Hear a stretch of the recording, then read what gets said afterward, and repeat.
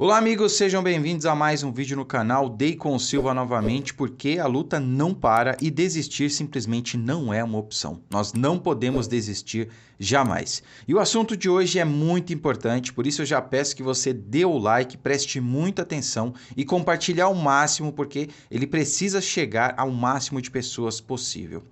Depois da derrota na Câmara que nós sofremos, né, da PEC do voto impresso, uma derrota que foi nossa, que foi do Brasil todo, né, foi uma derrota para a democracia, não foi uma derrota da direita, dos apoiadores do presidente Bolsonaro, da base bolsonarista ou até do presidente Bolsonaro, não. Foi uma derrota do Brasil. E por mais que tenha algumas pessoas que não conseguem enxergar dessa maneira, o processo eleitoral continua o mesmo.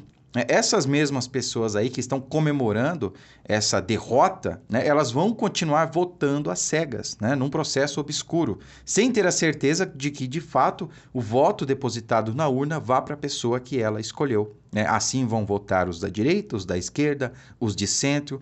E eu me pergunto o que passa na cabeça de alguém que comemora esse fato. Né?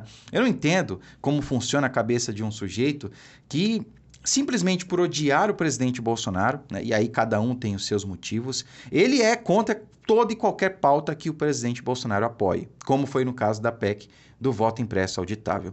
É como eu venho dizendo aqui no canal, não me canso de repetir, se o presidente Bolsonaro descobrir a cura do câncer, o sujeito vai ser a favor do câncer só para ser contra o presidente Bolsonaro.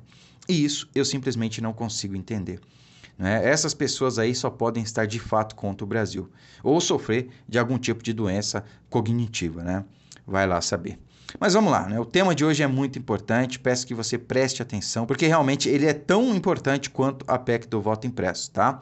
Parece até que eles combinaram, né? Câmara e Senado. Olha, vocês destroem o Brasil daí que a gente destrói o Brasil daqui. Né? É um negócio, cara, que preocupa muito. Olha só, Senado aprova texto que revoga a Lei de Segurança Nacional. Vocês vão entender por que esse assunto é tão importante, tá, pessoal? Proposta já foi aprovada pela Câmara e inclui no Código Penal crimes contra o Estado Democrático de Direito. Sempre que vocês verem, né, essa expressão, Estado Democrático de Direito, cara, isso se remete a socialismo, a comunismo, à esquerda, a tudo que não presta, tá? Lembre-se bem dessa expressão. O Senado aprovou nesta terça-feira, 10, o projeto de lei que revoga a Lei de Segurança Nacional, LSN, e introduz no Código Penal os crimes contra o Estado Democrático de Direito. Se nenhum destaque for aprovado, o texto segue para a sanção do presidente Jair Bolsonaro. A LSN, Lei de Segurança Nacional, define os crimes contra a segurança nacional, a ordem política e social, e caiu em desuso nas primeiras décadas de vigência da Constituição de 88. No entanto, recentemente voltou a ser utilizada. O ministro do Supremo Tribunal Federal, Alexandre de Moraes, usou o dispositivo para prender o deputado Daniel Silveira. O Ministério da Justiça também vem utilizando a lei contra ataques ao presidente Jair Bolsonaro.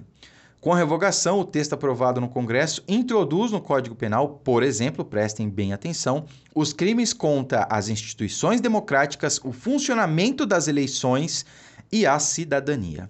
Bom, é bem verdade que a Lei de Segurança Nacional ela é ultrapassada, é obsoleta, ela precisaria aí de umas mudanças, né? A sociedade mudou e a lei ela ficou estagnada, ela não acompanhou ali as mudanças da sociedade.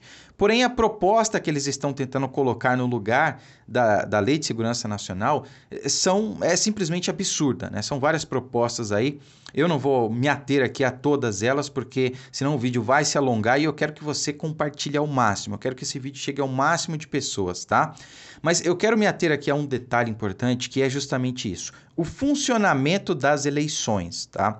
Essa proposta, pessoal, ela é bem extensa lá, né? Tem vários itens, mas o que chama mais atenção é que eles vão criminalizar qualquer um que atente contra a rigidez do processo eleitoral. Veja, rigidez do processo eleitoral é um termo muito subjetivo, ninguém sabe dizer ao certo o que isso quer dizer, né? Vai ficar a cargo da interpretação dos nossos juízes, talvez aí da nossa Suprema Corte, em alguns casos, né? E eu me pergunto aí o que eles querem com isso, né? Na verdade, eu sei bem o que eles querem com isso, eles querem calar qualquer um que fale contra as urnas eletrônicas. Porque veja só, se você, por exemplo, estiver votando lá no 17, né, e ao invés de aparecer a foto do seu candidato, apareça a foto de outro, e aí você, para ter alguma prova ali, filme aquela situação, você pode estar incorrendo, então, em crime contra a rigidez do processo eleitoral. Se você ousar falar, sei lá, fazer um post no seu Facebook que não confia na urna eletrônica, pronto, você já vai poder estar aí atentando contra a rigidez do processo eleitoral. Então veja que absurdo, né? E isso vai ser apenado aí com até 5 anos de reclusão, pessoal. Reclusão, né? Que é diferente de detenção, é mais grave ainda. Então veja só, eles estão tentando, né? Olha só o que eles fazem. Primeiro, eles acabam com qualquer possibilidade de se fazer auditoria no processo eleitoral. Tá? Hoje essa possibilidade não existe e não vai mais existir, né? Pelo menos até as eleições que vêm ou a próxima legislatura, né? A partir de 2023. Depois eles querem proibir você de sequer ousar levantar hipóteses aí de possibilidade de fraude, de suspeita, né, sei lá, de duvidar do processo eleitoral, da urna eletrônica. Você simplesmente não vai ter mais esse direito. Você simplesmente vai ser proibido de falar contra o processo eleitoral brasileiro. Isso inclui urna eletrônica, o processo de apuração, tudo, absolutamente tudo.